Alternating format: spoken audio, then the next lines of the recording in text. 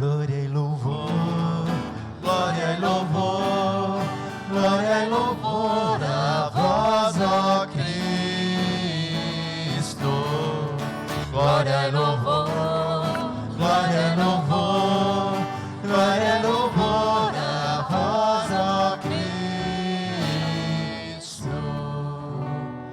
Jesus Cristo se tornou obediente até a morte numa cruz, pelo que o Senhor Deus o exaltou e deu-lhe um nome muito acima de outro nome. Glória e louvor, glória e louvor, glória e louvor a vós, ó Cristo. Glória e louvor, glória e louvor, glória e louvor a vós, ó Cristo.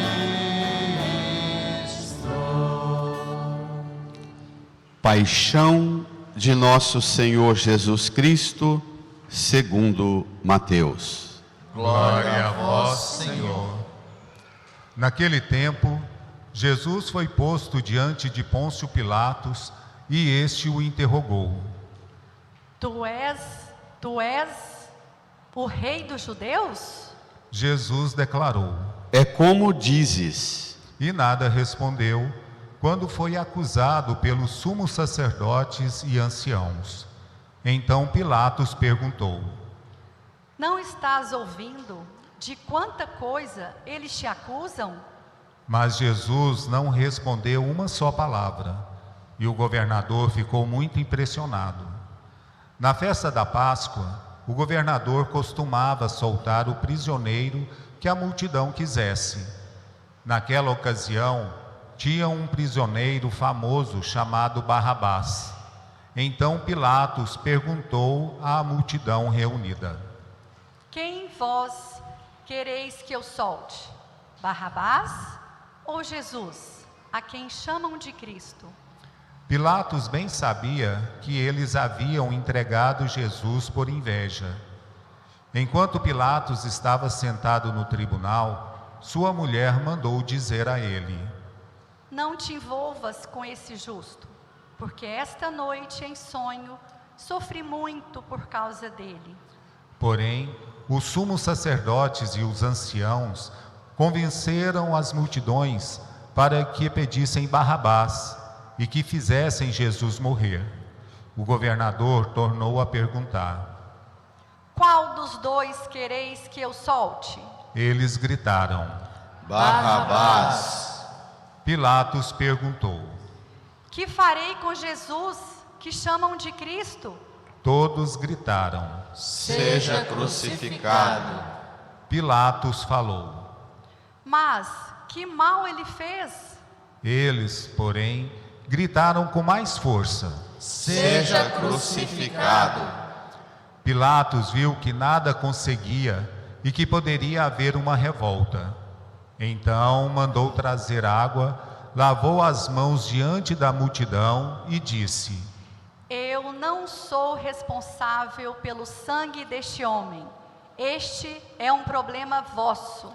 O povo todo respondeu: Que o sangue dele caia sobre nós e sobre os nossos filhos.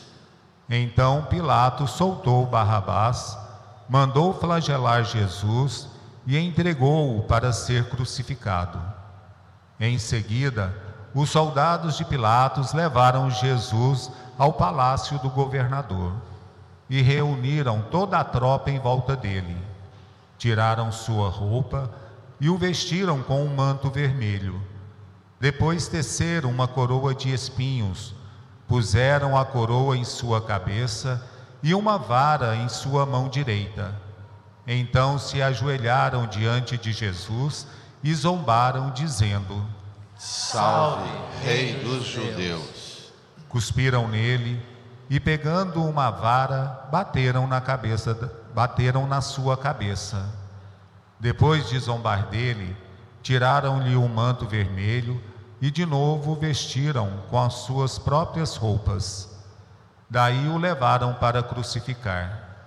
Quando saíam, encontraram um homem chamado Simão, da cidade de Cirene, e o obrigaram a carregar a cruz de Jesus.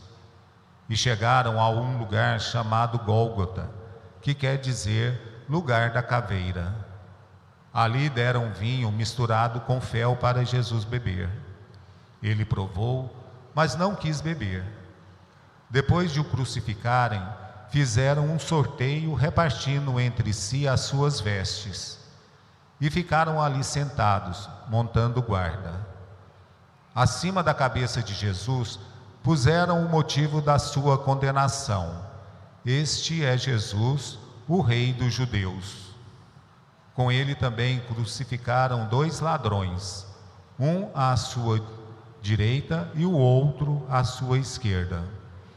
As pessoas que passavam por ali o insultavam, balançando a cabeça e dizendo: Tu que ias destruir o templo e construí-lo de novo em 3 dias, salva-te a ti mesmo. Se és o Filho de Deus, desce da cruz. Do mesmo modo, os sumos sacerdotes, junto com os mestres da lei e os anciãos, também zombavam de Jesus. A outro salvou, a si mesmo não pode salvar. É Rei de Israel. Desça agora da cruz e acreditaremos nele. Confiou em Deus, que o livre agora, se é que Deus o ama, já que ele disse: eu sou o Filho de Deus. Do mesmo modo, também os 2 ladrões que foram crucificados com Jesus o insultavam. Desde o meio-dia até as 3 horas da tarde, houve escuridão sobre toda a terra. Pelas 3 horas da tarde, Jesus deu um forte grito: Eli, Eli, lama sabachthani, que quer dizer: meu Deus, por que me abandonastes? Alguns dos que ali estavam ouvindo-o disseram: ele está chamando Elias. E logo um deles, correndo, pegou uma esponja, ensopou-a em vinagre, colocou-a na ponta de uma vara e lhe deu para beber. Outros, porém, disseram: deixa, vamos ver se Elias vem salvá-lo. Então Jesus deu outra vez um forte grito e entregou o Espírito.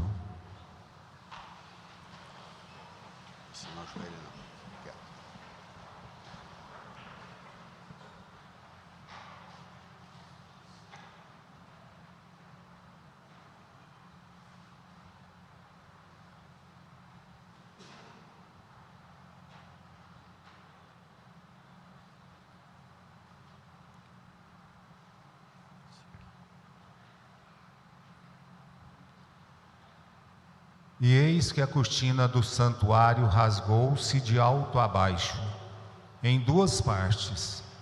A terra tremeu e as pedras se partiram.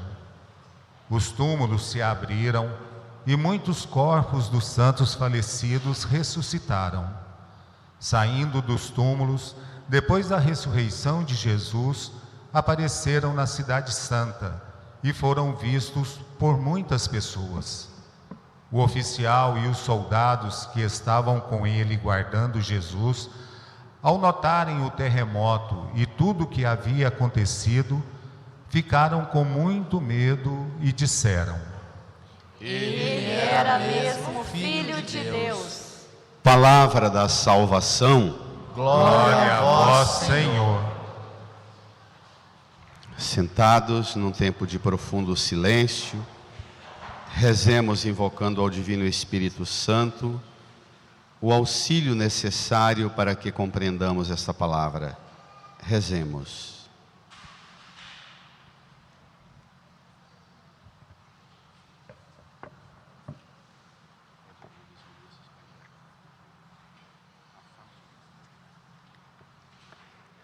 Queridas irmãs e irmãos, abrimos solenemente a liturgia da Semana Santa com esta celebração. Acabamos de ouvir 2 momentos altos da vida de Jesus. Sua entrada solene em Jerusalém, o correr da semana e o acontecimento mais dramático, sua condenação e a sua morte. Ouvimos o relato da paixão segundo Mateus. Caprichosamente, o evangelista Mateus põe a autoridade de Jesus diante desse processo e desse acontecimento, a sua morte, põe Jesus com o mínimo de palavra possível. É o silêncio dele que diz mais, porque ele, sua entrega, sua missão fiel até o fim, é a expressão da palavra de Deus que dispensa discurso. Esse é o sentido. Ele é a palavra silenciada na cruz. Ele é o verbo, o som, a voz de Deus pregada, silenciada, condenada na cruz. O mundo recusa escutar Deus. E Mateus que vem da herança judaica hebraica, sabe do sentido ápice do que significa Jesus como a palavra, o verbo de Deus. Mateus sabe do quanto é importante educar aqueles que escutam a narrativa da paixão para entender que Jesus não diz muita coisa porque ele é a palavra silenciada pelo mundo. Este silêncio de Jesus é o silêncio, diz Bento, mais eloquente de todas as vozes jamais dita, pronunciada. A cruz requer de nós uma disposição de escuta de um silêncio de Deus. A escuta do silêncio de Deus. Deus feito obrigado a calar-se. Pare de falar, ó Deus. Não dá mais para te ouvir. Chega. Precisamos entender, tome comigo a primeira leitura do profeta Isaías, número 7, na página 14. Página 14. Número 7. Escutar Deus não é coisa simples. É preciso ser educado na escuta. A escuta de Deus supõe uma disciplina de duas fontes que nós temos de comunicação. Diz o profeta. Vamos ler? O Senhor Deus deu-me língua adestrada, para que eu saiba dizer palavras de conforto à pessoa abatida. Ele me desperta a cada manhã e me excita o ouvido para prestar atenção como um discípulo. Quando o Senhor nos desperta, Ele nos desperta excitando, esfregando o nosso ouvido para que a gente acorde e passe o dia prestando atenção como discípulo. Eu tenho dito, e vale repetir novamente, nós vivemos uma grande crise de escuta. Uma grande crise de escuta. Nós não somos educados para a escuta. Nós somos educados para ver as coisas e emitir uma opinião rápida. A escuta, ela é custosa.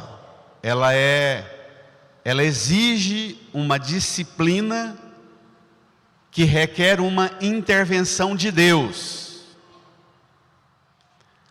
Deus que excita o ouvido,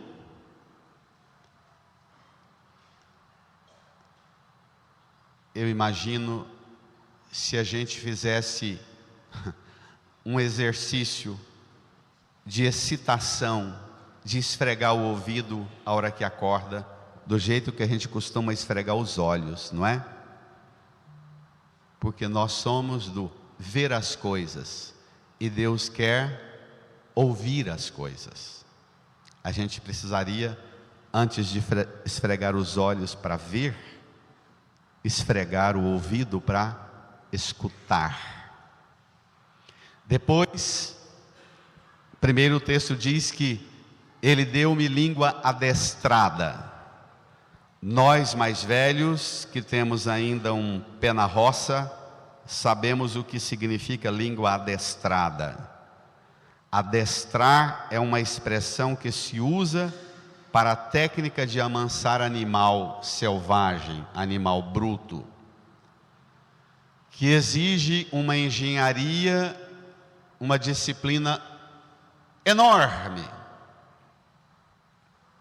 Adestrar um animal mal adestrado, ele fica comprometido para sempre. Ele vira ocupante de pasto de gambireiro, diz na roça, porque ele não para na mão de dono nenhum. Gente que tem língua que não é adestrada bem, não para em pasto nenhum. Eu sei da gravidade do que eu estou falando, inclusive para mim. Gente que não aprende a ser adestrado na língua, não para em pasto nenhum. Fica a vida inteira passando de mão em mão, de pasto em pasto, de dono em dono. Adestrar a língua, na expressão dos nossos antigos pais e mães, quando a gente rebeldemente pronunciava alguma palavra ofensiva, qual era o conselho do vô, da avó, do pai e da mãe? Menino, morde na língua. Morde na língua. Essa era uma educação para que cada um se torne o seu próprio adestrador. E tem gente que sabe desenvolver essa técnica de adestrar a língua. Adestrar a língua e adestrar e educar o ouvido para a escuta é um caminho difícil. Um caminho que o povo de Israel não aprendeu ao longo de 3 anos que Jesus ia e voltava da Galileia para Jerusalém para celebrar as festas. Ia com seus discípulos, com a sua multidão, sempre se punha a ensinar, mas a gente vê o desfecho trágico da entrada triunfal, solene de Jesus em Jerusalém. Pegue comigo no seu livrinho, página 13, o número 4, o evangelho que lemos no começo da missa. Mateus, capítulo 21, versos 1 a 11. Naquele tempo, Jesus e seus discípulos aproximaram-se de Jerusalém e chegaram a Betfagé, no Monte das Oliveiras. Bem de frente ao Monte das Oliveiras está a Porta Dourada, ou a Porta do Messias. Uma porta lacrada. Jerusalém tem, dependendo do período da história, 7 portas, 8 portas ou 12 portas. Mas esta é uma das mais antigas portas. A partir do momento em que as lideranças políticas de Israel foram prometendo demais e falindo nas suas propostas, os profetas e os místicos disseram: não é qualquer homem que vai mudar e transformar o nosso povo e a nossa vida em Israel, não. Nós elegemos reis e reis e reis e nenhum resolve a nossa vida. Construíram uma porta que se dá para o nascer do sol, para o oriente, de frente ao Monte das Oliveiras, chamada Porta do Oriente. E por esta porta, construída a porta, e depois lacraram a porta. E disseram, ela só será aberta o dia que o Messias vier pela intervenção de Deus na história e entrar aqui para transformar isso aqui. Então Jesus caminha, vem com a multidão, para de frente a essa porta, não entra. Então Jesus enviou 2 dos discípulos, dizendo-lhes, versículo 2: ide até o povoado que está ali à frente e logo encontrareis, leiam comigo, uma jumenta amarrada, e com ela um jumentinho. Brada. Desamarrai-a e trazei-os a mim. Se alguém vos disser alguma coisa, direis, o Senhor precisa deles, mas logo os devolverá. Espere lá. No estudo da história de Israel, a festa dos ramos, que o povo ia para Jerusalém, era a festa da primavera, quando se colhiam as primeiras folhas de palmeira, ou os ramos das plantações, e colhiam os primeiros frutos da primavera. O povo ia a Jerusalém para uma festa solene, subia Sião, o Monte Sião, e davam várias voltas ao redor do templo, agradecendo a Deus pela graça de ter plantado e já começado a colher os frutos. Esta festa, que coincide com a chegada de Jesus a Jerusalém, é a festa do despojamento das coisas pesadas do inverno austero, a chegada da primavera.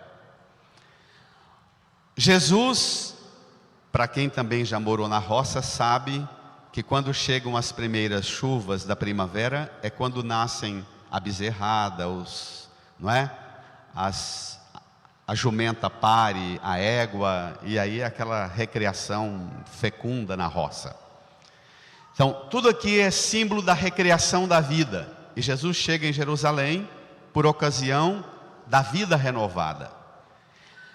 Mas tem um elemento importante que Bento XVI diz, que é o seguinte: Jesus chega em Jerusalém, não entra em Jerusalém,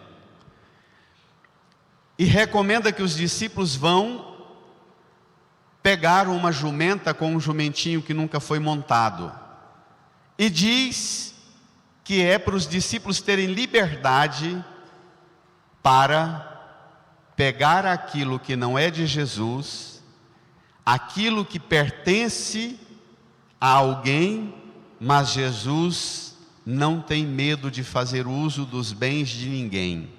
Diga, o Senhor precisa deles e logo os devolverá. Significa o senhorio de Jesus sobre os nossos bens, os nossos patrimônios. Jesus, existe uma intuição na fé católica que chama o seguinte: a doutrina da igreja tem um conceito que é a destinação universal dos bens, que todo patrimônio, todo bem de toda pessoa tem uma destinação universal dos bens. A sua casa, o seu carro, a torneira da sua casa, os seus bens, eles têm uma destinação universal. Eles devem estar a serviço da criação e da humanidade inteira. Isso aqui não é discurso socialista não, porque isso tem 2000 anos. Não vem com estupidez de ideologia aqui não, porque nossa pregação não não serve aos sistemas dos tempos do mundo. Você vai ver de novo voltar a esse tema do Senhor que não tem medo de usar os bens e logo os devolverá. Versículo 4. Isto aconteceu para se cumprir o que foi dito pelo profeta. Bradem. Dizei à filha de Sião: Brada. Eis que o teu rei vem a ti, manso e montado num jumento, num jumentinho, num potro de jumenta. Segunda característica: Jesus entra em Jerusalém montado num animal típico do trabalho do povo pobre. Jumento, potro, filho de uma jumentinha, é o oposto da cavalaria dos exércitos do Império Romano. Aqui é uma designação messiânica de Jesus entrando em Jerusalém, absolutamente o oposto das potências militares e de guerra do Império Romano. Aqui é uma definição decisiva: manso. Dizei à filha de Sião. A filha de Sião prefigura a igreja, o novo Israel. Dizei à esposa, a igreja que vai ser depois no domingo de Páscoa, a igreja se torna a esposa do Cordeiro, conforme relata o Apocalipse. Então, Jesus manso, não é um guerreiro, não vem com armas, não vem com exército, mas vem montado como um trabalhador da roça, um caipira, visitando Jerusalém, como o povo simples ia antigamente ou vai até hoje com carro de boi em Trindade. Manso, trabalhador, carregando a colheita. Versículo 6. Então os discípulos foram e fizeram como Jesus lhes havia mandado. Trouxeram a jumenta e o jumentinho e puseram sobre eles suas vestes, e Jesus montou. A numerosa multidão estendeu, leia, suas vestes pelo caminho, enquanto outros cortavam ramos das árvores e os espalhavam pelo caminho. Designação da primavera, do fim do outono, do inverno violento. As outras traduções na sua Bíblia, ao invés de vestes, estendiam seus mantos, a proteção do inverno. Tirar a veste pesada do inverno é primavera, está tudo recriando.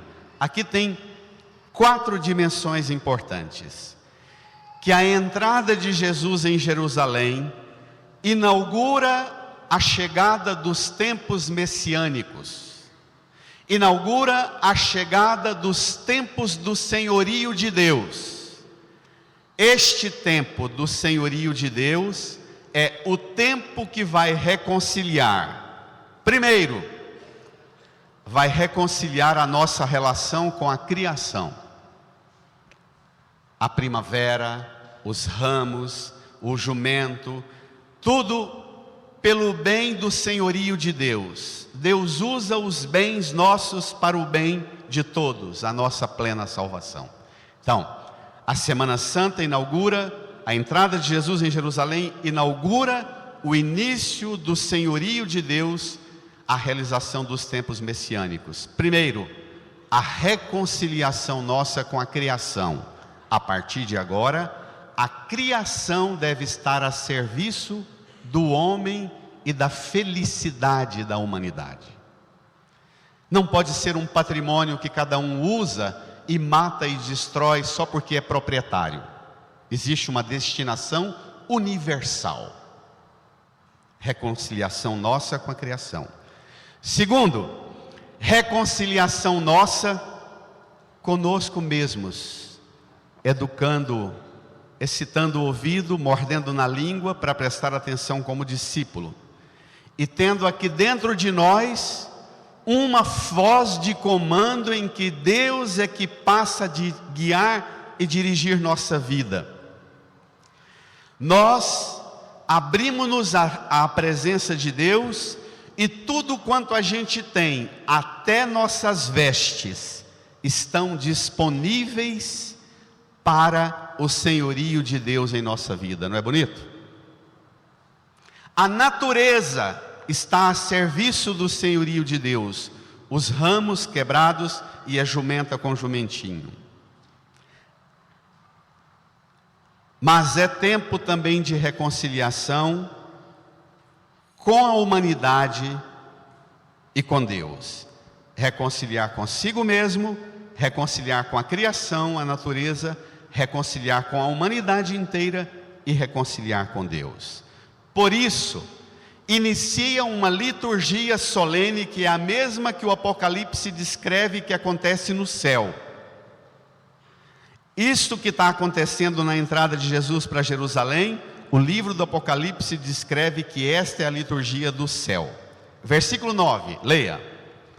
As multidões que iam na frente de Jesus e os que o seguiam gritavam, brada: Hosana ao filho de Davi, bendito que vem em nome do Senhor, hosana no mais alto dos céus. Todas as vezes que nós celebramos a Santa Missa, nós cantamos o que a gente chama de o Santo, o Hosana. Hosana, bendito aquele que vem em nome do Senhor, hosana no mais alto dos céus. Todas as vezes que celebramos a Santa Missa, nós voltamos à fonte do senhorio de Cristo, inaugurado em sua entrada em Jerusalém, e tem como ápice sua paixão, sua morte e sua ressurreição. O hosana que o povo cantava e aclamava para Jesus entrar em Jerusalém, repito pela terceira vez, é o mesmo hosana cantado na liturgia do céu. Só que tem um problema estranho. Vamos ver? Enquanto a multidão aclamava Jesus, chamando-o de filho de Davi, chamando de aquele que vem em nome do Senhor, acontece uma coisa estranha. Versículo 16.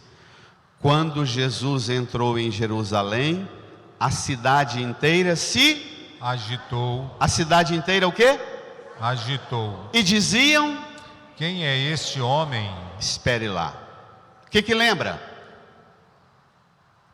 Aqui nós estamos no capítulo 21 de Mateus. Lá no começo do ano, depois do Natal, a gente estava no capítulo 2. Os magos chegando em Jerusalém e perguntando: onde está o rei dos judeus que acaba de nascer? E o texto de Mateus falava que Herodes ficou perturbado, assim como toda a cidade. Lembra? Lembra nada. Lembra? Lembra? Até a minha pregação foi que Jerusalém é a cidade dos perturbados. Daquele dia dos magos visitando Jerusalém, passaram-se 3 anos e Jerusalém continua sendo a capital dos perturbados, quando Deus se aproxima. Vou fazer uma pergunta bem desagradável, mas fundamental para o seu ouvido e para a sua língua. Você faz parte dos que ficam perturbados quando Deus se aproxima? A cidade fica perturbada. Bento XVI diz, pregando maravilhosamente esse texto, Bento XVI diz que, a tradução aqui, a cidade inteira agitou-se. Bento diz que a expressão melhor é perturbou-se, assustou-se. E diziam: quem é este homem? Não conheciam o Messias quando ele nasceu, há 33 anos atrás. 33 anos depois, Jesus entra em Jerusalém e a cidade continua não conhecendo Jesus. Faz a mesma pergunta: quem é esse homem? Ele, que com 12 anos já tinha ficado perdido em Jerusalém, lembra? que com 8 anos foi apresentado no templo. Com 48 dias, foi apresentado no templo para dar o nome, circuncidado. Apresentado no templo novamente aos 40 dias. Ele que frequentou o templo é um grande desconhecido. Quem é este homem? Pergunta a cidade.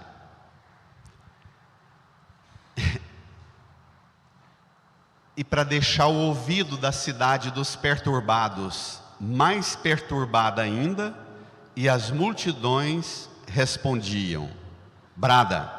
Este é o profeta Jesus, de Nazaré da Galileia. Sabe o que significa isso? É um caipira, lá do sertão, das roças da Galileia, de Nazaré, onde moram os artesãos que trabalham madeira numa parte mais alta, que sobem as montanhas para trabalhar madeira lá em cima. É um caipira de origem humilde, simples, mas é um profeta. Mas ainda está na mesma linha da samaritana, do cego de nascença, reconhecem Jesus apenas como o profeta. Jesus ainda não é declarado e proclamado o Messias. Está claro?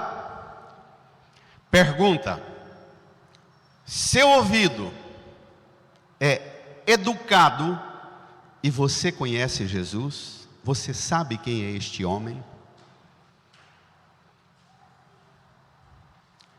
Eu pensava essa semana, minha gente, qual capital do Brasil, dos estados do país e do mundo não é cidade dos agitados, perturbados e assustados com Deus? O caminho de reconciliação com Jesus passa hoje. Jerusalém, que Jesus entra no jumento, hoje, sabe o que significa o jumento? E sabe qual é a Jerusalém onde Jesus entra hoje? O jumento é a humildade, e a Jerusalém onde Jesus entra hoje é você. Se não tiver humildade de jumento, você pode ter a glória que for, você pode ser a cidade bem edificada, mais bela e gloriosa, toda revestida e erguida em pedra solene e suntuosa, e olha que Jerusalém é bonita, eu acho a cidade mais bonita do mundo, mas uma cidade que entra Deus e ignora Deus.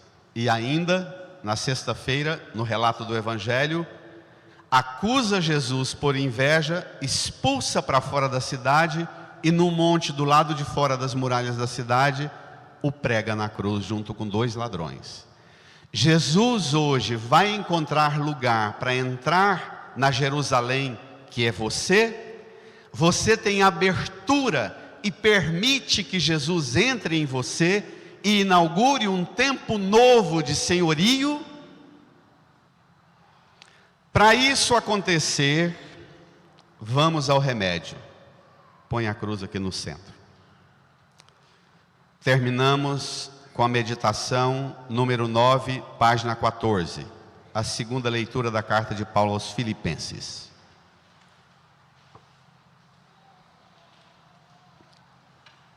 Como é que você deixa Jesus entrar na sua vida? Qual é o jumento que você vai pedir emprestado para permitir que Jesus entre em você? Ele é um modelo do que você tem que fazer, diz Paulo. Jesus Cristo, existindo em condição divina, não fez do ser igual a Deus uma usurpação, mas esvaziou-se a si mesmo, assumindo a condição de escravo e tornando-se igual aos homens. Encontrado com aspecto humano, humilhou-se a si mesmo, leia, fazendo-se obediente até a morte e morte de cruz. duas regras fundamentais para Jesus entrar em você, se você aceita ser a Jerusalém onde Ele entra para ser Senhor: obediência e esvaziamento de si. Na expressão que antigamente a gente falava para os adolescentes: menino, murcha a bola, não é? Murcha a bola. Ou a gente diz: murcha o peito, você não é isso tudo não. Ele é tudo. Ele existindo em condição divina, Ele sendo Deus, esvaziou-se, assumiu a condição de homem, de escravo, esvaziou-se a si. Para Jesus entrar e ser Senhor na sua vida, é preciso uma expressão grega, que depois você pode pesquisar na internet: kenosis, esvaziamento de si. É preciso esvaziamento de si e é preciso obediência. Por isso é preciso de ouvido excitado e língua adestrada. Porque se não houver língua adestrada e ouvido excitado, não haverá obediência e não haverá esvaziamento. Por isso, porque Ele esvaziou, obedeceu até a morte de cruz, versículo 9. Por isso Deus o exaltou acima de tudo e lhe deu o nome que está acima de todo nome. Brada, assim o nome de Jesus, todo joelho se dobre no céu, na terra e abaixo da terra, e toda língua proclame: Jesus Cristo é o Senhor, para a glória de Deus Pai. Não basta você declarar com a língua, proclamar com a língua que Jesus é o Senhor, para a glória de Deus Pai. O critério para você proclamar de forma verdadeira com a língua que Jesus é o Senhor, para a glória de Deus Pai, é preciso esvaziamento, obediência, é preciso joelho dobrado no céu, na terra e abaixo da terra. Um outro problema grave: há cada vez mais uma quantidade de cristão que não dobra o joelho a não ser para pedir, não dobra o joelho para proclamar o senhorio de Deus. Aprenda ao menos 30 segundos na sua oração diária, dobrar o joelho só para dizer: eu ajoelho, eu dobro o joelho para proclamar Jesus o Senhor, para a glória de Deus Pai. Aprenda a fazer isso. Algo novo surgirá na sua vida, o senhorio dele. Amém? Brada, brada, brada, pode dar um grito.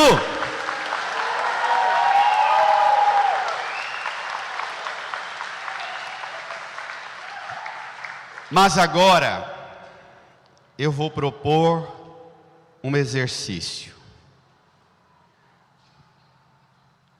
O ouvido excitado, morde na língua adestrada, obediência, esvaziamento, joelho dobrado, e aí você vai sussurrar suavemente: Jesus Cristo é o Senhor, para a glória de Deus Pai. Jesus Cristo é o Senhor, para a glória de Deus Pai. Eu vou passar pela igreja, vou começar naquele último corredor lá, vou indo e voltando nos corredores, e quando eu for chegando, eu vou levar a cruz, que é símbolo da vitória de Cristo, do senhorio de Cristo. A cruz com o ramo significa que a árvore da condenação, da morte, da vergonha e da humilhação, a árvore brotou, a vida nova resplandeceu nela. Ela é símbolo do senhorio de Cristo. Eu vou passar, e quando eu for chegando perto de você, você vai jogar os ramos para a cruz de Jesus passar, e você vai jogar o joelho, dobrar os joelhos, Se por algum problema grave de saúde você não pode ajoelhar-se, você ao menos dobre a cabeça o quanto você der conta e peça a Jesus: Senhor, dá-me obediência, dá-me mansidão, dá-me esvaziamento de mim mesma, de mim mesmo. Dá-me a graça de ser a Jerusalém onde hoje o Senhor entra para reinar, estabelecer o senhorio de Deus na minha vida, na minha família e no mundo onde eu atuo, trabalho e vivo. Doce e suavemente, reze e adore Jesus com os joelhos dobrados, proclamando o senhorio dele.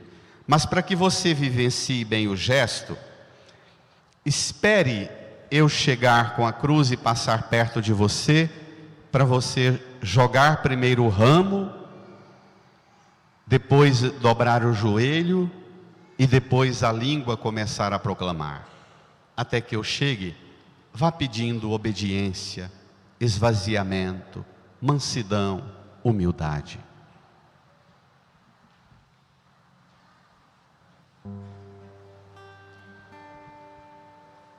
Senhor, eu sei que é teu este lugar, todos querem te adorar, toma tua direção. Senhor, venha o Santo Espírito, os espaços preencher, reverência à tua voz vamos fazer.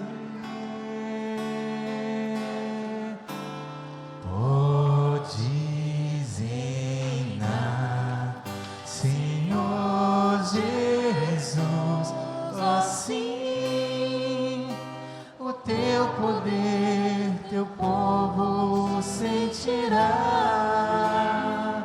Que bom, Senhor, saber que estás presente aqui.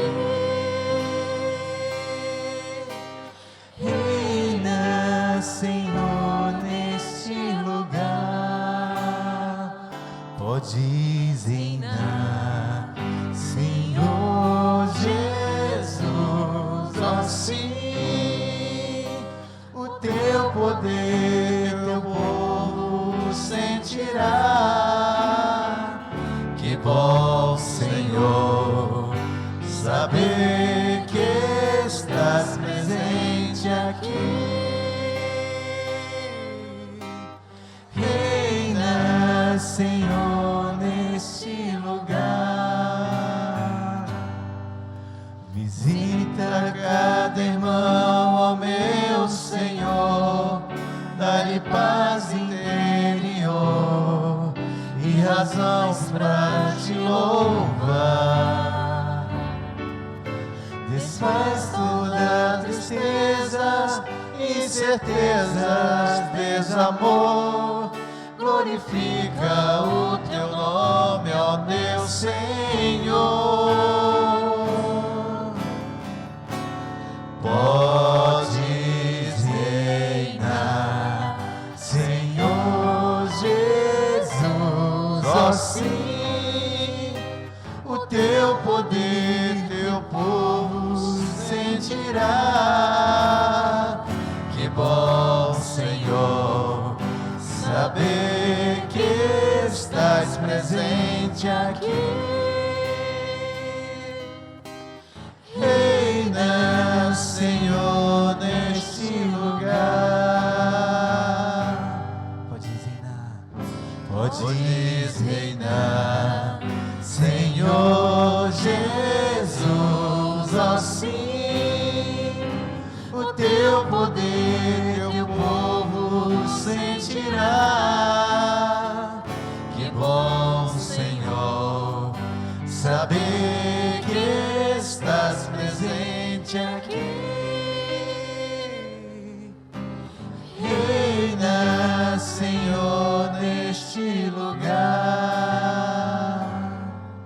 Senhor, eu sei que é teu este lugar, todos querem te adorar, toma a tua direção.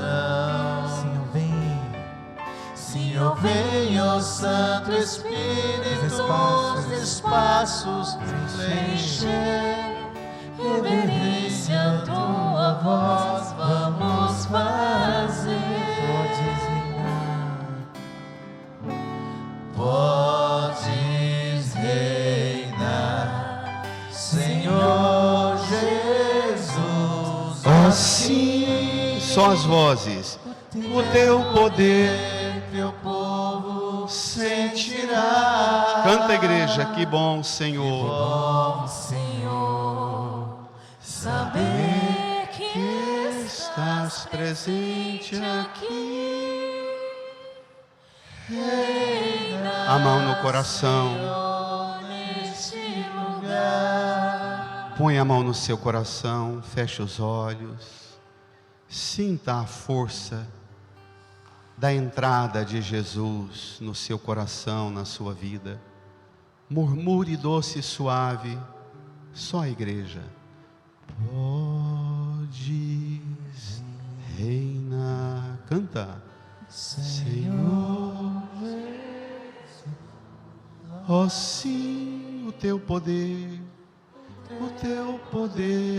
teu povo sentirá. Que bom, Senhor, que bom, Senhor, saber que estás presente aqui. Reina, Senhor, Neste lugar. mentalize, lembre da sua casa e canta.